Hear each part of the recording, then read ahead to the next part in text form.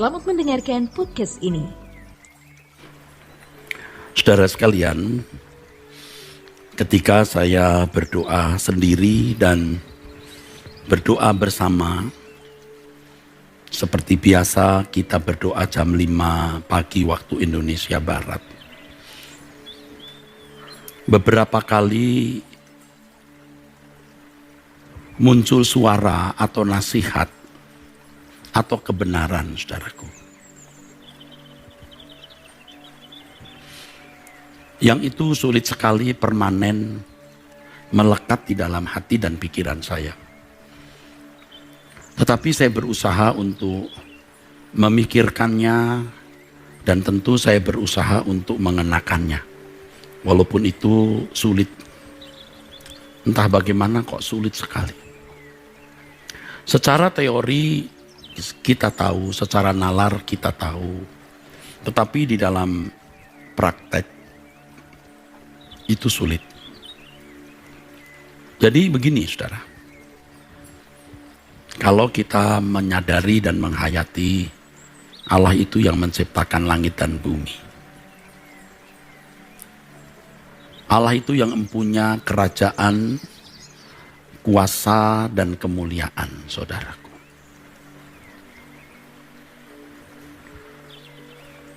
Lalu apa sih yang berhak kita klaim sebagai milik kita? Apa yang berhak kita klaim menjadi milik kita?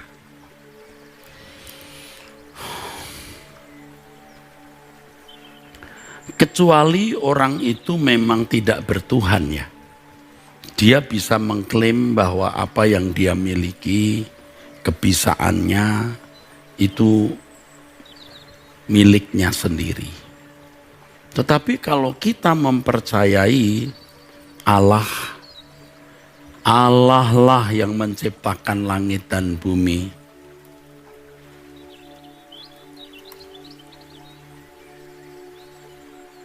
mestinya kita tidak berhak memiliki apapun. Tetapi kita hanya bersyukur kita boleh hidup.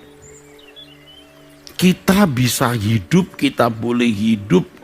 Sudah kamsia, sudah terima kasih. Syukur banget.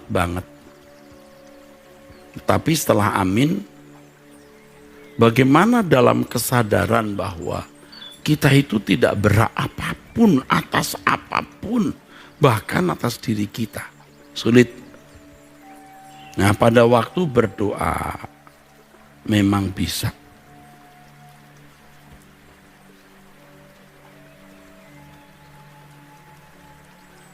Waktu kita ada di hadirat Tuhan itu memang bisa. Tetapi pada waktu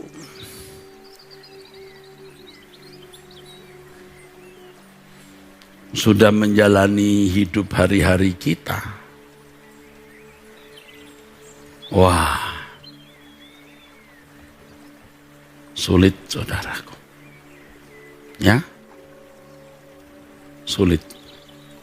Sebagai orang percaya, kita tahu bahwa Yesus menebus kita di kayu salib. Dan di dalam 1 Korintus pasal 6, ayat 19 dan 20. Alkitab itu mengatakan begini, saudara.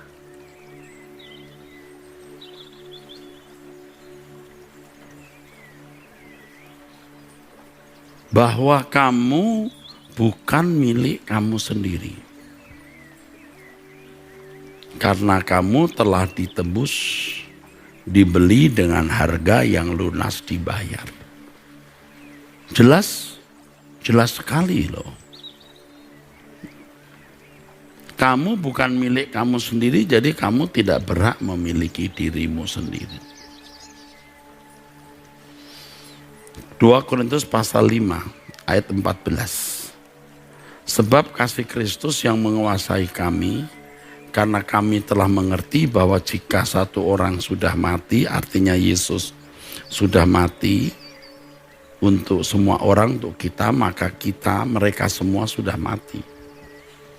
Dan Kristus telah mati untuk semua orang, artinya untuk orang percaya, supaya mereka yang hidup tidak lagi hidup untuk dirinya sendiri, tetapi untuk Dia yang telah mati dan telah dibangkitkan untuk mereka.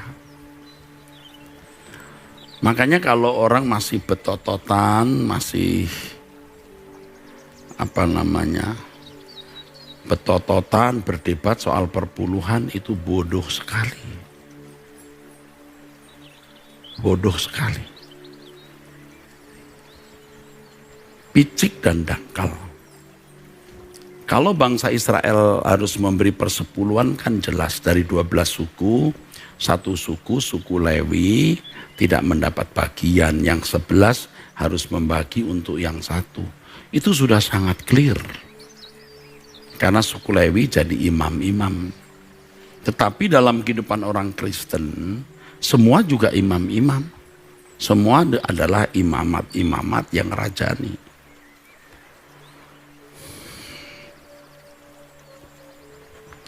Jadi saudara, bukan berapa persen yang kita harus berikan untuk pekerjaan Tuhan. Segenap hidup kita ini pekerjaan Tuhan, tubuh kita ini pekerjaan Tuhan. Hidup kita ini pekerjaan Tuhan. Segenap hidup kita ini pekerjaan Tuhan, saudara. Semua juga milik Tuhan. Tidak usah duit kita, perasaan kita, mulut kita, semua juga milik Tuhan, saudara. Jadi kalau masih berhitung itu kan mundur, saudara, mundur. Ya, saudara jangan salah mengerti maksud perkataan ini, bukan berarti saudara lalu memberi uang sebanyak-banyaknya untuk gereja. Saya sudah berulang-ulang memberitahu, masa nggak ngerti? Tergantung bagaimana Roh Kudus pimpin.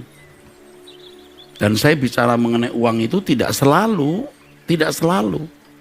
Bahkan ketika saya bicara mengenai uang pun saya berkata, ya bagaimana Tuhan pimpin. Kalau engkau mau memberi silahkan, tidak itu pun juga tetap milik Tuhan yang dipercayakan kepadamu. Saya juga katakan yang tidak mampu ya tidak usah memberi, jangan merasa berdosa. Karena ketika engkau membesarkan anakmu, mengurusi orang tuamu, itu pun juga pekerjaan Tuhan. Nah mungkin ada pendeta mulai marah, Pak kalau begitu nanti orang tercenderungi tidak memberi persembahan. Ya kalau orang dewasa rohani, Roh Kudus pasti pimpin berapa dia harus ikut mendukung pelayanan pekerjaan di gereja.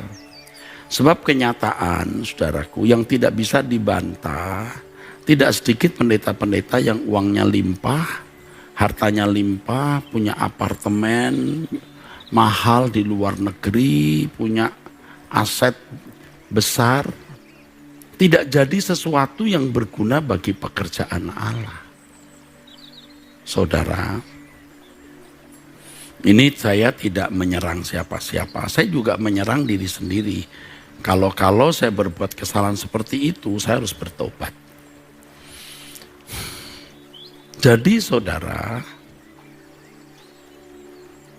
Allah yang menciptakan segala sesuatu, yang empunya kuasa kerajaan kemuliaan. Lalu kita punya apa? Yang kita punya itu pengabdian kepada Tuhan.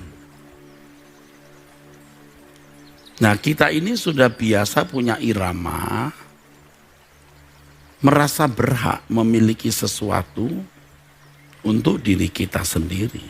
Sesuatu itu bisa berupa materi untuk kesenangan plus untuk harga diri. Nah inilah manusia yang kehilangan kemuliaan Allah. Akhirnya orang-orang seperti ini tidak bisa tidak melakukan transaksional. Transaksi dengan Tuhan. Taat dapat berkat, kalau tidak taat laknat. Nah itu bangsa Israel begitu, saudaraku. Ya bangsa Israel itu begitu. Itu agama, ya agama Yahudi maksudnya. Kalau kita menjadi anak Allah, hubungan kita dengan Allah sebagai Bapa itu tidak boleh ada transaksional. Tidak boleh. Harus dijiwai oleh kenyataan bahwa kita ini milik Dia. Kita tidak berhak memiliki apa-apa. Nanti di langit baru, bumi baru, baru kita memiliki harta kita sendiri. Ini mudah mengucapkannya. Saudara juga mudah mengaminkannya. Tetapi mengenakannya sangat sulit. Tadi saya sudah mengatakan, saudara, dalam doa atau pada waktu berdoa kita bisa menghayati itu. Tapi keluar dari ruang doa, betapa sulitnya. Kita masih merasa memiliki diri kita sendiri, kita berhak berbuat apa saja yang menurut kita itu hak kita untuk kita lakukan. Berat, saudaraku, berat. Sulit, saudara. Nah, sebenarnya yang namanya menyangkal diri itu bukan saja sikap yang berkata tidak untuk perbuatan yang melanggar moral, tapi apapun yang tidak sesuai pikiran perasaan Allah itu menyangkal diri, menolak apapun yang tidak sesuai dengan pikiran dan perasaan Allah. Nah, khotbah saya Selasa yang lalu soal transaksional ini, ya, mengenai Ayub. Ayub yang transaksional sampai akhirnya dia mencabut semua perkataannya dan duduk dalam debu, ya saudara, dan mengatakan selama ini aku hanya mendengar kata orang. Hanya teori. Ya, ini sangat agamani, saudara. Tetapi itu cukup membuat Ayub itu seorang yang saleh, menjauhi kejahatan. Tapi kalau melihat Allah sendiri, nah tatanan hidupnya bukan lagi pada rambu-rambu hukum agama, tetapi pada diri Allah sendiri, saudara. Diri Allah sendiri, saudaraku. Jadi kalau transaksional itu berarti ada di luar. Tetapi kalau menjadi anak Allah itu ada di dalam. Nah, kita mau sekarang berubah, saudara, ya, berubah. Memang perubahan ini tidak bisa cepat, tapi lewat sebuah proses, ya. Melalui proses. Dan puji Tuhan, Tuhan telah mengajarkan banyak hal kepada kita sampai kita itu sampai kita mengerti hal ini dan kita masuk pada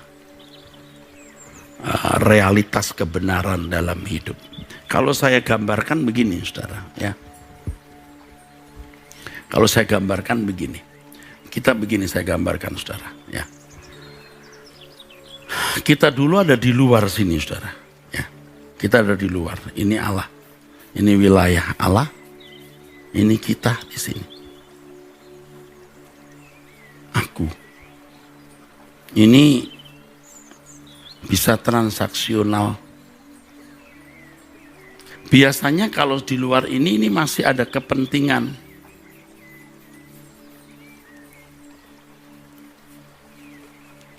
Kepentingan sendiri, ego, pasti ada. Nah, sekecil apapun ada. Nah, bertahun-tahun kita itu begini. Tapi kita merasa kita sedang melayani Tuhan. Jadi pendeta, ini ekstrimnya ya. jadi pelayan jemaat itu katanya. Tapi kita masih punya kepentingan sendiri, ego, di mana kita merasa punya hak. Entah hak dihargai, hak diupahin, hak menikmati dunia dan hidup ini sebagaimana wajarnya manusia lain. Ya saudara, kalau kita melihat kehidupan Yesus anak Allah, ia tidak ada di luar mengadakan transaksional dengan Bapa. Aku dan Bapa satu, itu jangan diartikan bahwa Bapa ya Yesus, Yesus ya Bapa. Enggak, Bapa sendiri, Yesus sendiri. Dua pribadi. Bapa dan aku satu bukan berarti lalu Bapa dan Yesus sejajar. Tidak ada kata sejajarnya di situ. Nah, ini yang jadi persoalan yang hari ini heboh. Ya saudara. Kalau tidak menyamakan Bapa dan Anak itu sesat. Coba tanya encim-encim, mbok-mbok itu. Ngerti gak soal itu? Sesat gak mereka? Nah, jangan saudara terjebak dalam kebodohan itu. Saya belum memberikan penjelasan panjang lebar mengenai hal ini. Ya. Kalau saudara membaca Alkitab, di kitab Wahyu berapa kali Yesus berkata, Allahmu ya Allahku, Bapakmu dan ya Bapakku. Coba. Allah dan Bapa dari Tuhan Yesus Kristus. Allah dan Bapa Tuhan Yesus Kristus. Berapa ayat di dalam surat-surat Rasul Paulus. Memang Bapaknya. Disebut Bapa ini ya namanya Bapa. Nah, Yesus ada di sini. Anak. Nah, Alkitab berkata kamu sudah mati dan hidupmu tersembunyi bersama dengan Kristus. Bersama dengan anak ini maksudnya di dalam Allah. Bagaimana kita ada di dalam Allah. Bukan di luar dan bertransaksi. Nah, kalau sudah di sini baru bisa berkata, makananku melakukan kehendak Bapa dan menyelesaikan pekerjaannya. Di sini, saudara. Pak, kalau Bapak bicara begitu, apakah Bapak tidak menghormati Yesus? Menghormati Yesus bukan pada pandangan teologiamu. Tapi pada tindakan hidupmu, seberapa engkau berani menyerahkan nyawamu, hidupmu sepenuhnya bagi Dia. Ya? Jadi ingat, tidak semua orang yang mengaku hamba Tuhan, pelayan Tuhan, anak Allah itu menghormati anak secara benar. Kalau kita menghormati anak, satu saja langkah yang harus kita lakukan. Kita hidup seperti Dia hidup. Kita hidup persis seperti Dia hidup. Ya, Filipi pasal 2 5-7 melepaskan segala hak. Nah, masalahnya kita ini merasa punya hak. Secara teori kita tahu, secara praktek tidak. Contoh begini. Kita diserang orang. Kita disalah-salahkan. Kita marah. Kita membalas. Nah, itu kan bentuk dari keadaan orang yang tidak rela haknya diambil, hak dihormati. Ya. Dan simptom atau gejalanya nanti akan jelas. Orang yang masih memiliki kedaulatannya sendiri. Nah, betapa sulitnya menjelaskan soal transaksional ini, saya sudah katakan minggu lalu. Tapi sekarang saya tetap jelaskan. Ya. Walaupun Ayub saleh, jujur, menjauhi kejahatan, tetapi dalam hubungan dengan Allah masih transaksional. Dan Ayub masih memiliki kedaulatan. Jadi kalau aku taat, Tuhan memagari dengan malaikat-malaikatnya. Itu betul. Itu hukum pengertian tatanan keyakinan dan agama. Pada umumnya juga keyakinan dan agama yang dipeluk oleh Ayub beserta sahabat-sahabatnya. Makanya ketika Ayub dalam kondisi terpuruk itu, baca ya di kitab Ayub, teman-temannya semua berkata, tidak mungkin kamu tidak punya salah Ayub. Allah tidak mungkin memperlakukan kamu seperti ini tanpa kamu bersalah. Memangnya Allah itu buta? Wah saudara, ini kelas orang beragama yang masih transaksional. Ayub sendiri juga stres. Tadi saya katakan minggu lalu sampai dia mengutuki hari lahirnya. Stres juga, kenapa aku sudah menjaga hidupku tak bersalah. Ini seperti Mazmur pasal 73 yang juga telah kita pelajari minggu lalu. Ya sudah tidak hidup fasik, hidup taat pun juga kena tulah dan hukum tiap pagi. Nah, sekarang kita mendapat pelajaran yang sangat berharga. Jangan transaksional dengan Allah. Kita harus ada di dalam Allah. Makanya di dalam Kolose pasal 3, saudaraku, dikatakan demikian. Sebab kamu telah mati dan hidupmu tersembunyi bersama dengan Kristus di dalam Allah. Mati itu kan berarti termasuk tidak punya hak atas dirimu. Tidak punya hak atas hidupmu. Ini luar biasa, saudara. Ya, bisa hidup seperti ini luar biasa. Aduh, saudara, saya minta setiap kali saya doa pribadi, ya kalau doa pagi jam 5 itu kan ada waktu-waktu, kadang-kadang ada waktu-waktu kita doa pribadi atau pada waktu doa bersama pada hari Jumat malam. Saya dalam doa selalu minta bagaimana menjadi anak kesukaan Bapa.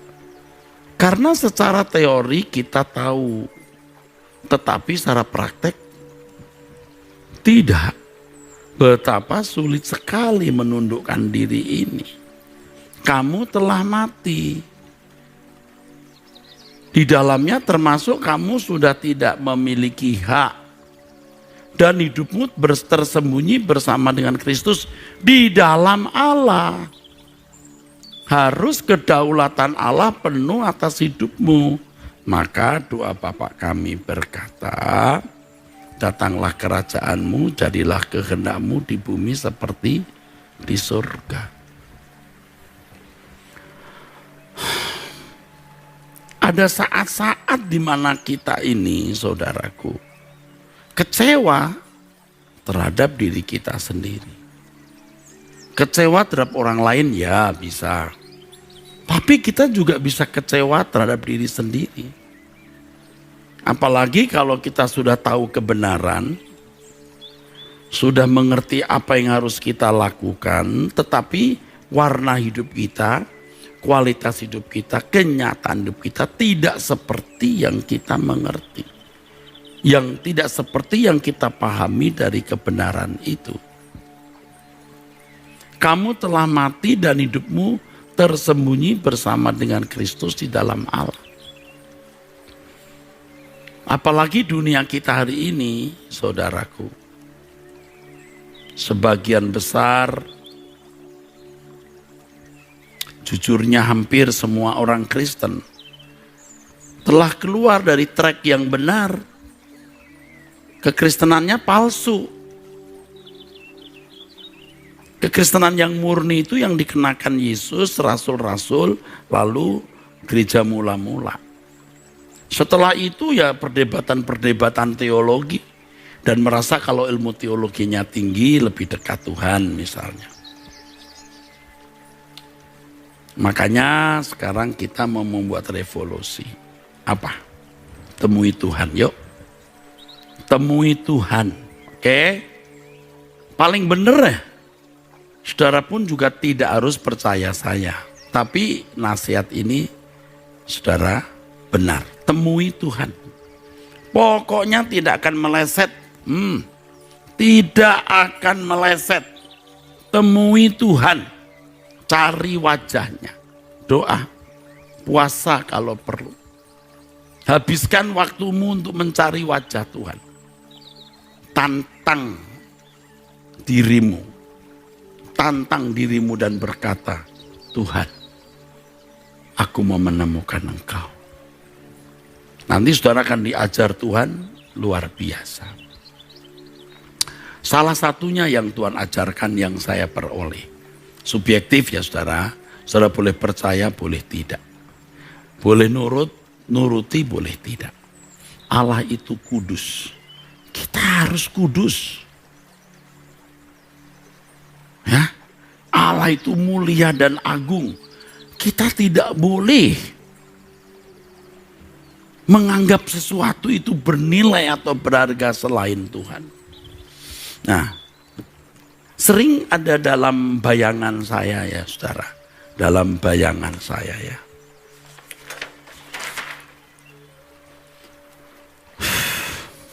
Ini salib yang bisa membawa kita kepada Bapa di surga.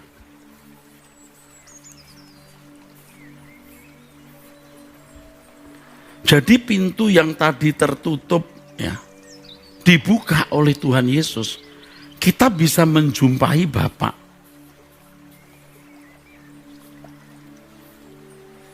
Kita dulu ada di sini, tidak bisa ke situ. Salib membawa kita ke sini. Tetapi kelayakan kita dari hadapan Bapa tergantung kita. Pintu dibuka itu namanya anugerah. Kalau tidak ada salib, pintu tertutup. Kita tidak akan bisa dibawa ke sini. Ini namanya anugerah. Dan itu cuma-cuma. Tapi jangan dibablaskan dengan kalau sudah terima Yesus sebagai Tuhan dan Juru Selamat, artinya mengakui, otomatis Bapak terima. Bisa waktu baru Kristen masih compang-camping berantakan, bisa Bapak maklum melihat keadaan kita yang compang-camping karena memang belum mengerti. Tapi kalau terus menerus, enggak bisa. Anak kecil umur 2 tahun, setahun masih ngompol, dicium, dipeluk-peluk. Tapi kalau umur 25 tahun masih ngompol, apakah dipeluk-peluk? Apalagi kalau anak lalu bawa golok, mau golok bapaknya, ibunya. Kan tidak, harus bertumbuh dewasa. Tanah liat berharga, betul.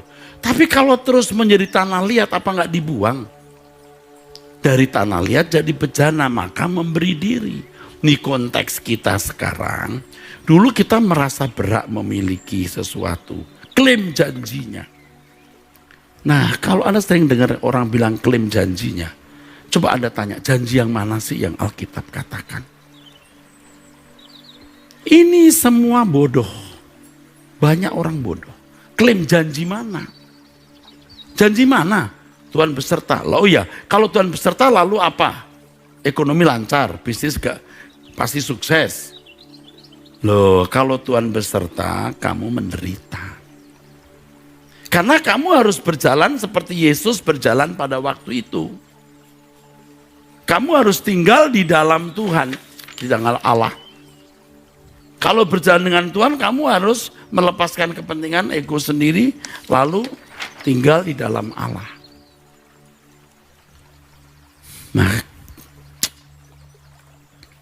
ini sudah, dunia kita sudah tua nih, mau berakhir.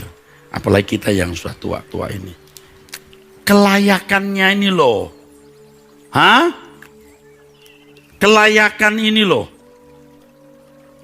Kita itu sering merasa, waduh, kok aku masih belum layak ya? Maka minta ampun. Wah, jangan berpikir begini. Kan darah Yesus sudah menyelesaikan dosa-dosa kita. Betul. Dosa yang sudah kita lakukan, sedang kita lakukan, akan kita lakukan. Itu bisa dihapus oleh darah Yesus. Tapi karakter dosa di dalam diri kita tidak bisa dihapus oleh darah Yesus. Oleh firman. Firman menguduskan. Kalau itu pun orang mau belajar. Nah, banyak orang Kristen dengan teori doktrinnya Allah membenarkan, jadi sudah benar. Selesai. Sesat ini, masuk neraka. Kalau akhirnya tidak melakukan kehendak Bapa, Tuhan Yesus berkata, aku tidak kenal kamu. Sedangkan melakukan kehendak Bapa itu, wah sulitnya minta ampun, lebih sukar melakukan kehendak Bapa daripada cari uang. Jangan berpikir cari uang lebih sukar lalu tidak mendahulukan kerajaan Allah. Melakukan kehendak Bapa itu bukan melakukan hukum. Tetapi hidup seperti Yesus hidup, di antaranya kehilangan hak. Nah, saudaraku. Jadi waktu kita berdoa, ya Tuhan mengajar ini, bahwa Dia menciptakan langit dan bumi. Dia menebus aku. Aku tidak punya hak lagi. Ini sudah benar, dan Alkitab mengatakan, tadi kita baca, kamu bukan milik kamu. Prakteknya sulit sekali, saudara. Tapi kalau saudara dan saya masih punya jantung yang berdetak, nadi yang berdenyut, mau berubah bisa. Bisa, saudara.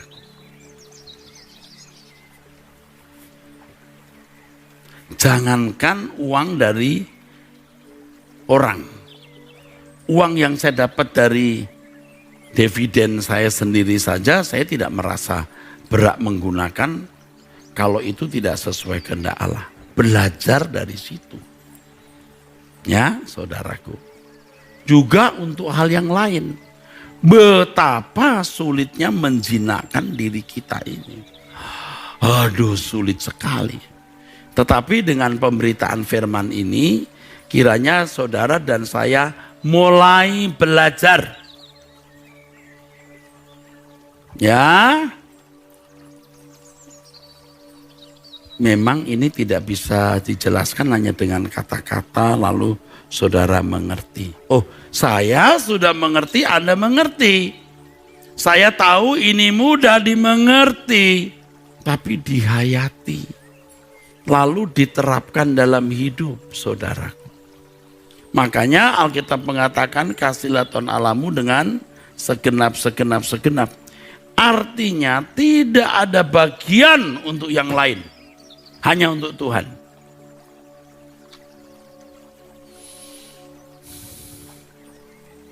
Nanti kalau kita menghadap Bapa di surga, baru kita tahu. Ternyata yang layak bagi Dia itu bulat seluruh hidup kita. Yang layak bagi Dia segenap hidup kita. Selama orang masih sibuk dengan persoalannya sendiri, ia tidak bisa bulat untuk Tuhan. Saya mengerti semua kita punya persoalan. Oke. Contoh yang paling ekstrim ya, sedang sakit. Tapi sekarang sudah berkata, Tuhan, hidupku milikmu. Kalau aku harus sakit, ya yang rugi ya siapa sih? Kalau aku harus mati, ya terserah Tuhan, hidupku milikmu. Rileks. Kalau dulu kan nggak begitu. Kita gini, sembuhkan aku Tuhan. Itu transaksional. Transaksional itu. Tuhan berkati usahaku. Berkati untuk kemuliaan-Mu. Transaksional. Kalau sekarang Tuhan ini milik-Mu. Seperti gereja yang saya gembalakan ini. Dengan Pak Cornelis Kiong. Ya sekarang, ya udah Tuhan semua milik-Mu, mau jadi apa silahkan. Tentu saya maksimal berjuang untuk kelangsungan pelayanan ini untuk atau guna pemberitaan suara kebenaran yang mengubah hidup orang. Tetapi milik-Mu Tuhan. Coba kalau seorang pendeta dengan usia 62 tahun komitmen doa pagi jam 5. Kepikir nggak kalau sakit batuk, pilek, lalu bangun kesiangan atau bahkan meninggal dunia, jadi apa? Ya nggak usah takut dong, semua milik Tuhan. Mau berhenti besok ya nggak apa-apa, lanjutin. Nggak ada kepentingan. Makanya itu anak-anak muda yang pilih jodoh, suka ribet gitu. Katakan begini, Tuhan hidupku milikmu, menikah bagimu, tidak menikah bagimu. Relax saja. Tapi kan gak semua orang punya iman kayak Pak Eras. Makanya saya ajarkan. Pasti Tuhan tidak permalukan. Ya, orang tua jangan takut. Tuhan, anakku, bisnisku, ini kondisi terjepit, aku serahkan dalam tanganmu. Kalaupun aku harus hancur-hancur di tanganmu. Lalu minta pimpinan Tuhan. Mau cerita kepada siapa, lalu mau buat apa? Saya melihat satu hal, saudara. Saya sering bantu orang tentunya ya. Tapi yang saya bantu ini, menurut saya nih, subjektif ya. Kalau nanti kamu lolos dari persoalan ini, kau masih sibuk pasti. Urusanmu cuman bagaimana anakmu sekolah jadi sarjana, bagaimana ekonomimu baik, kau beli rumah, lalu beli mobil. Kadang-kadang gak rela juga gitu bantu orang-orang seperti ini. Sebab kalau akhirnya dia bangkit, dia pulih, itu juga bukan untuk kemuliaan Tuhan. Tetapi kalau Tuhan masih suruh bantu Eras, ya kita bantu. Beri kesempatan dia, oke Tuhan. Kita kan masih beri kesempatan. Nah ini juga yang sering menghibur saya, saudara. Kenapa sudah saya bantu kok begitu, menikam dia? Ya enggak apa-apa. Ini kan Tuhan masih beri kesempatan dia. Jangan aku menikam Tuhan dari belakang. Belajar dari keadaan ini supaya aku tidak menikam dia. Masih transaksional. Membuka usaha baru, kita doa, puasa supaya Tuhan memberkati. Itu transaksional, transaksi, jual beli. Itu bisnis milik siapa, hidupmu milik siapa. Ya sudah, Tuhan kuserahkan dalam tanganmu. Aku kerja semaksimal mungkin, lalu apapun hasilnya terserah Tuhan. Supaya seru nih, seru diberkati. Kita undang pendeta yang paling sakti. Saya memberkati usaha ini. Transaksional lagi. Apalagi kalau undang teman-teman biar tahu aku bisa ngundang pendeta top. Sudahlah, rusak lagi nih. Memang sulit sekali mengajarkan ini kepada jemaat baru. Kan biasalah keyakinan agama standar orang yang standar orang hidup transaksional. Dengan dewa-dewa itu transaksional, saudaraku. Bahkan kalau ke dukun saja belum ditolong sudah mesti bawa ayam hitam. Yang kulitnya hitam, kakinya hitam, yang matanya hitam. Serba hitam kabeh. Udah transaksional. Bawa kemenyan yang dibungkus pakai uang dolar. Dolar 100 ribuan 5 lembar. Transaksional. Kalau kita datang kepada Tuhan, kita kalau sudah dewasa ini, Tuhan apa yang harus kulakukan? Itu. Jadi sekarang ini ibu-ibu ya, bapak-bapak yang punya masalah, serahkan saja hidupmu ke dalam tangan Tuhan. Kalau kita serahkan hidup kita itu bukan berarti lalu pasti kita mendapat jalan keluar sesuai skenario atau keinginan kita. Jangan mengatur Tuhan. Tuhan, kondisiku begini, aku berjuang semampuku menyelesaikan masalah-masalah ini. Di luar ini terserah Tuhan. Aku mau melakukan ini semua untuk kemuliaan-Mu. Ya saudaraku. Ini baru merdeka. Orang yang memiliki pengertian ini baru merdeka. Ya. Kalau kita tidak dihargai orang ya enggak usah marah, ya sudah. Kita dikata-kata ya apa ya udah enggak usah marah, wis meneng aja, diem saja. Menghadapi segala sesuatu wis pasrah saja seperti domba keluh dibawa ke pembantaian. Berserah saja. Dan hidup kita ini sudah tidak punya kepentingan lagi kecuali Tuhan. Hanya Tuhan. Kalau saudara mengerti hal ini, Anda nggak akan persoalkan lagi buah sulung lah, perpuluhan lah. Enggak. Seluruh hidupmu itu milik Tuhan. Bahkan hidupmu, tubuhmu, semua ini pekerjaan Tuhan. Kalau masih enggak ngerti, memang bodoh. Udah, jangan urusan dengan yang begitu. Saya mau pinjam kata lain untuk lebih sopan, enggak ada sih. Katanya ya kata itu yang tepat, bodoh. Ya. Saudara, saya membayangkan nanti di hadapan tahta pengadilan Kristus atau di hadapan Allah Bapa. Coba bayangkannya. Kita yang telah menyerahkan hidup kita kepada Tuhan menjadi miliknya. Hidup ini hanya untuk kesukaan Bapa. Akan berani saudara berdiri di hadapan tahta Tuhan. Dan berkata, Tuhan aku sudah tidak memiliki apa-apa. Hanya Engkau yang kumiliki. Baru saudara bisa berkata, saat ku pulang menghadap Bapa, hanya Engkau yang kumiliki. Baru bisa kerinduan hatiku, kehausan jiwaku, dapat ku memandang wajah-Mu. Nah, kalau hidupmu tersembunyi bersama dengan Kristus di dalam Allah, nah itu baru saudara bisa merindukan bertemu dengan Tuhan. Lalu dikatakan di Kolose 3 ayat yang keempat, apabila Kristus yang adalah hidup kita, hidupku bukan aku lagi kan?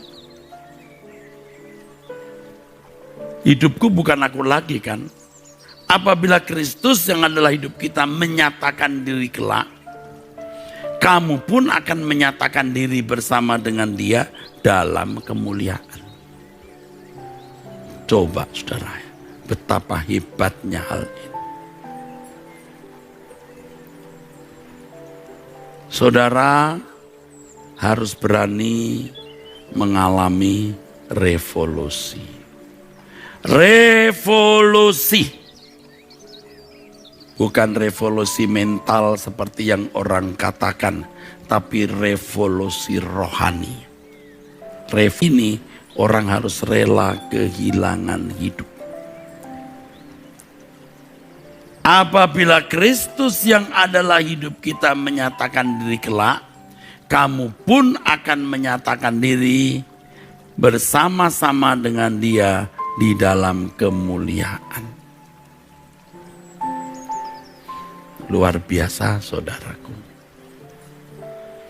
Jadi kadang-kadang kita masih melihat jejak diri kita itu tidak mati di dalam diri kita. Karena kita merasa masih memiliki hak. Wah, kita frustasi saudara. Tapi berbahagialah orang yang bergumul di sini. Dengan kefrustasiannya itu dia mengalami yang namanya haus dan lapar akan kebenaran.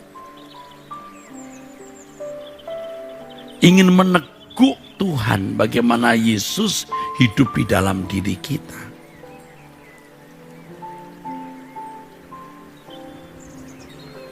Anda melihat coba ya, kalimat seperti rusa merindukan sungai yang berair, demikian jiwaku merindukan Engkau. Dalam konteks perjanjian lama pasti mau ketemu Bapa, mau ketemu Tuhan Rajanya. Tapi konteks perjanjian baru, kalau kita haus akan Tuhan, itu artinya bagaimana aku bisa menyerap hidupnya. dan memperagakan sepenuhnya di dalam diriku, maka sekalipun dagingku dan hatiku habis lenyap, gunung batuku dan bagianku tetap Allah selama-lamanya. Maka di kalimat sebelumnya dikatakan, bila ku boleh datang memandang wajah-Mu Tuhan. Jadi kalau kita merasa belum benar-benar rindu bertemu dengan Yesus, ada ketidaksetiaan, sekecil apapun pasti ada. Sekarang kita mau berubah. Kita mau revolusi. Ya, saya sadar tidak banyak orang yang mau. Tetapi yang mau ayo bersama. Amin. Tuhan memberkati.